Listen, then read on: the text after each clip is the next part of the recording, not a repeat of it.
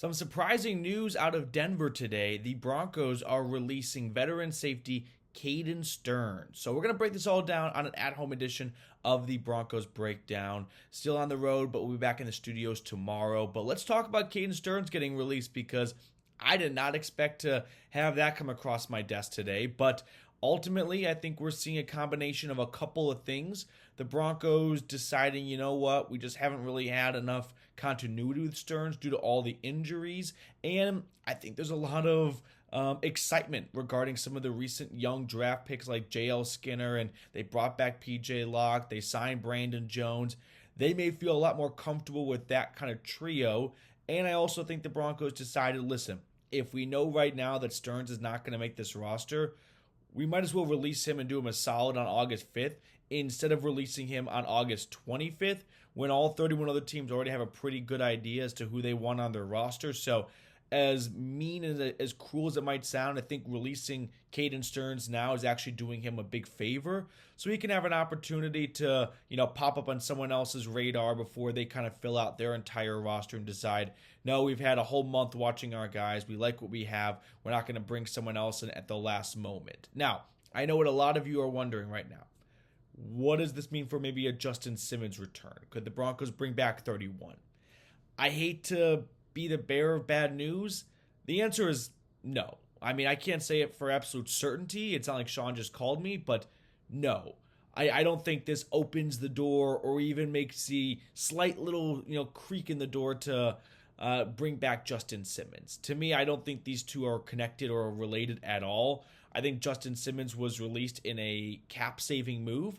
The Broncos are not rebuilding, but they are, pivoting a little bit, and they're moved on from some of the bigger paychecks they had on their books. So I don't think bringing back Justin Simmons is very likely because they moved on from him in a cap-saving move. And I also think a reason why they moved on from Caden Sterns is they like the young safety room they have of P.J. Locke. Brandon Jones is entering his 5th year.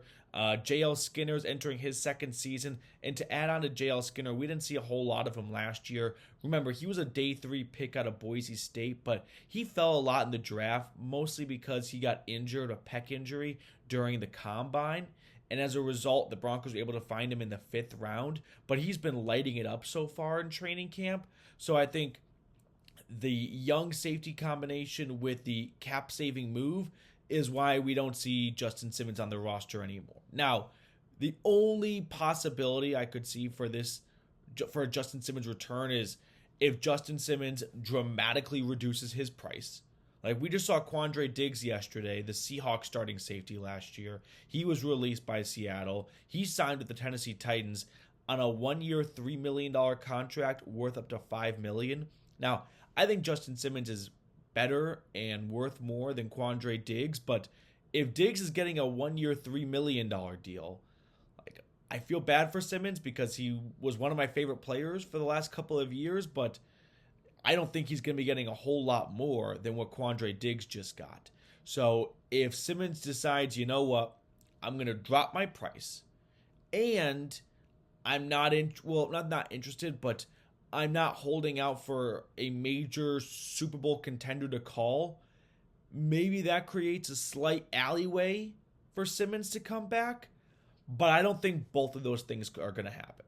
Maybe he drops his price and he signs with the team that offered him a lower contract that he was seeking a few weeks or months ago, but I don't think he's going to drop his price and come back to the Broncos when it's been very heavily rumored and somewhat reported that he is looking for a contender. And I know this may not be what Broncos country wants to hear, but I don't think the Broncos are, knocking on the door of a Super Bowl right now, right? I think he's probably looking at teams who, for starters, just made the playoffs last year and then going from there. So if he settles on less money and no contender calls, maybe he decides, all right, if the Broncos want me back, I'll come back. But it's been a little while.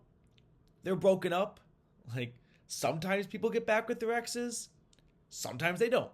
I don't think this is a story of the Broncos and Justin Simmons reuniting after releasing Caden Sterns. So that's kind of the big safety news. But overall, I think the Broncos are excited for their young secondary. If we just kind of pivot for a moment and talk about the cornerbacks for a second here, like you've got PS2 on one half of the field, but it's been a fun battle on the opposite end, which it looks like it's kind of boiling down between Levi Wallace and Riley Moss. Levi Wallace, by the way, I will add, he's been nicked up the last couple of practices. He got injured on Saturday, so I don't think we're going to see him again today during training camp. But Riley Moss has been looking pretty solid so far. It's only been a week and a half-ish of training camp, so I think it's a little bit too early to say anyone's a bona fide anything outside of your top guys, but that's a fun name to keep an eye on. Hopefully the Broncos can get some good play out of Riley Moss, because that's not only a third-round draft pick, it's 2 third-round draft picks, right? They used a future third-round draft pick to move up and select Riley Moss in round number 3. But overall, Caden Sterns, we'll kind of put a bow on that. I'm bummed to see him get released. Like, he was one of my favorite players. Maybe not favorite players, but like one of my random under the radar guys that I always enjoyed watching. Because when he played, was it 2021 when he filled in for a little bit for like Kareem Jackson or Simmons, whichever one got injured for a stretch. I remember that Texans game was, or no, that was the year before. But regardless, I'm getting confused. He had 4 interceptions, 2 sacks, a couple of TFLs. Like Caden Sterns was a really good playmaking safety that was unfortunately just derailed by injuries. He started the year off on the PUP list, working his way back from that torn patella tendon. He suffered just 2 snaps into the 2023 season, week 1 against the Raiders. So injuries really, threw off what was a really strong start to his career. And I thought the Broncos had, asked me 2 years ago who the Broncos starting safeties would be in, 2 years. I thought it'd be Justin Simmons and Caden Sterns. Ultimately, you're kind of seeing the fingerprints of Sean Payton come in here and switch things up a little bit. And it's Brandon Jones, who is a third of the price of Justin Simmons, and PJ Locke, who last year filled in pretty solid well for Kareem Jackson when he was getting suspended. But he's a hard-hitting safety, and Brandon Jones is going to have to be that rover over the middle of the field and try and bring some level of ball production that Justin Simmons was able to do. But Caden Sterns, an out. We'll see where he lands. I'm optimistic that he's going to get picked up by someone pretty quickly.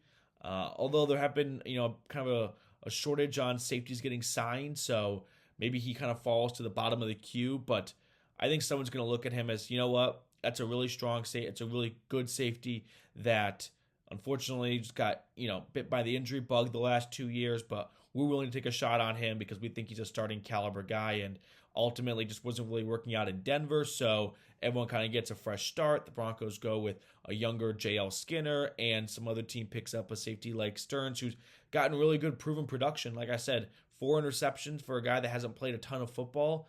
Imagine what he could do if he stayed healthy for a full season. All right, that will do it for us on today's show. Thank you guys so much for tuning into another at-home edition. We will sign off. We'll catch up with all you guys on tomorrow's episode back in the studio.